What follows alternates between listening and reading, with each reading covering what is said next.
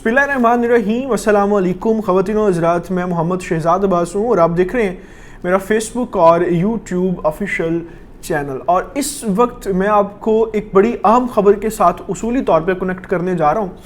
जहाँ पर ख़बर ये है कि हम आम तौर पर पिछले 1-1.5 महीने से तो ये ख़बर सुन रहे हैं, जो ज़ीनत है ख़बरों की, कि ईरान और इसराइल का कॉन्फ्लिक्ट चल रहा है।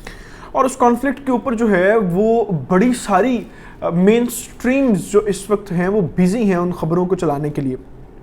एक तो आपको ये मैंने आगाह करना है कि इस हवाले से इसराइली वज़ीर-ए-आज़म का जो बयान इस वक्त सामने आया है वो किस तरफ जा रहा है, और वो बहुत ख़तरनाक बयान है। दूसरी बात आपको इस वक्त मैंने ये अपडेट करनी है कि ईरान और इसराइल के कॉन्फ्लिक्ट के दौरान सऊदी अरब की और आले सऊद की इस वक्त दौड़ें क्यों लगी हुई हैं। एक ही दिन के अंदर वो कभी पाकिस्तान में मौजूद होते हैं, कभी चीन में जा रहे हैं, कभी रशिया से मुलाकात कर रहे हैं, कभी तुर्क जो हैं वो उनकी तरफ जाने का ऐलान कर रहे हैं। तो कॉन्फ्लिक्ट जो है वो तो ईरान और इसराइल का है, लेकिन इस वक्त सऊदी अरब को जो है वो इस वक्त रातों की नींद क्यों उनकी हराम हुई है, ये आज की बड़ी खबर है जो मैं तफसीली तौर पे आपको बताऊंगा। लेकिन इससे पहले आपसे गुजारिश है कि आपने अभी तक अगर हमारे चैनल को सब्सक्राइब नहीं किया तो उसको प्लीज़ सब्सक्राइब कर लें, बेल आइकन को प्रेस कर लें, क्योंकि यही एक आसान और सबसे इजी तरीका है आपका और मेरे कनेक्शन के बने रहने का। और इस चैनल के थ्रू हम आप तक मुस्तनद तरीन ख़बरें बर वक्त अहम तज्ज़िया और तफसील के साथ पहुँचाते हैं। सबसे पहले आपको मैं बताता हूँ कि जो इस वक्त ईरान इसराइल के ऊपर सबसे मेन स्ट्रीम इसराइली वज़ीर-ए-आज़म के बयान के ऊपर बातचीत चल रही है वो क्या है। फिर आपको सऊदी अरब की कहानी सुनाता हूँ कि इस वक्त जो है वो उनकी दौड़ें क्यों लगी हुई हैं। इसराइली प्राइम मिनिस्टर जो हैं उनका आज एक बयान सामने आया, जिसे टाइम्स ऑफ इसराइल ने भी छापा, अल जज़ीरा ने भी छापा। वो कहते हैं कि हमें जो है वो ईरान के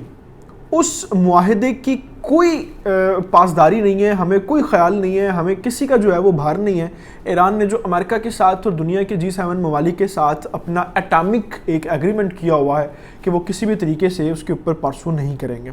हमें जो है वो किसी भी एग्रीमेंट की कोई परवाह नहीं है। हम ईरान के ऊपर हमला करने जा रहे हैं और उस हमला करने के लिए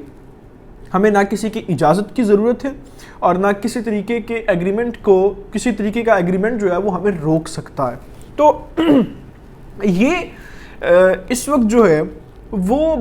जब इसराइली प्राइम मिनिस्टर का बयान सामने आता है तो एक बड़ा वाज़ेह तौर पे ये पैगाम था, ये मैसेज था उस एक जवाब का,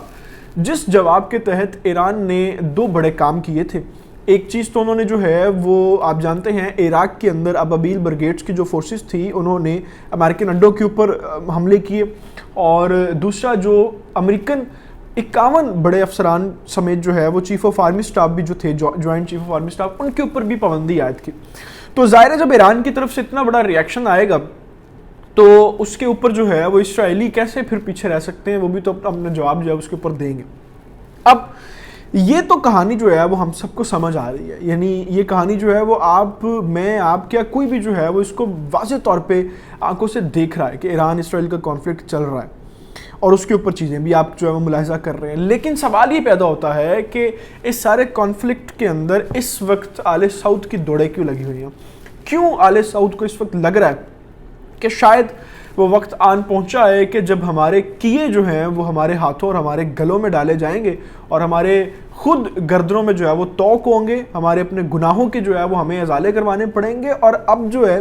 पिछले जो 125 साल से हम पूरी दुनिया के मुसलमानों को रौंद रहे हैं और ख़ुद बिज़नेस कर रहे हैं, और हमने काबा और मदीने की तकद्दुस और हुर्मत को भी जो है उसका ख्याल नहीं किया। तो अब उनको लगता है कि शायद उनके दिन जो हैं वो गिने जा चुके हैं। 2 रीज़न्स हैं। एक रीज़न तो ये है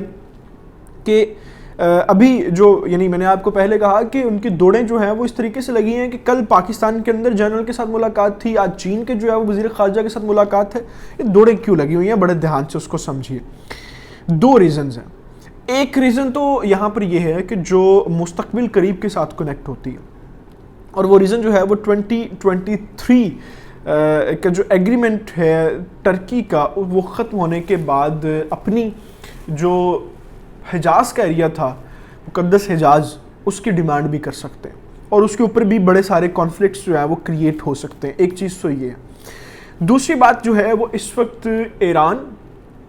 اور اسرائیل کے کانفلکٹ کے دوران سب سے مین سٹریم خبر یہ ہے کہ خود اپنے بھی جو ان کے ریئیکشنز ہیں، جو ایکشنز ہیں، وہ ایسے اس وقت ڈسٹرب ہو رہے ہیں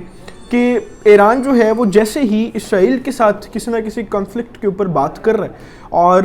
کسی نہ کسی چیز کا جو ہے وہ ریئیکشن کرنے کی بات کر رہا ہے، تو اس کے ساتھ وہ اتحادیوں کو بھی اس وقت بڑا واضح پیغام دے رہا ہے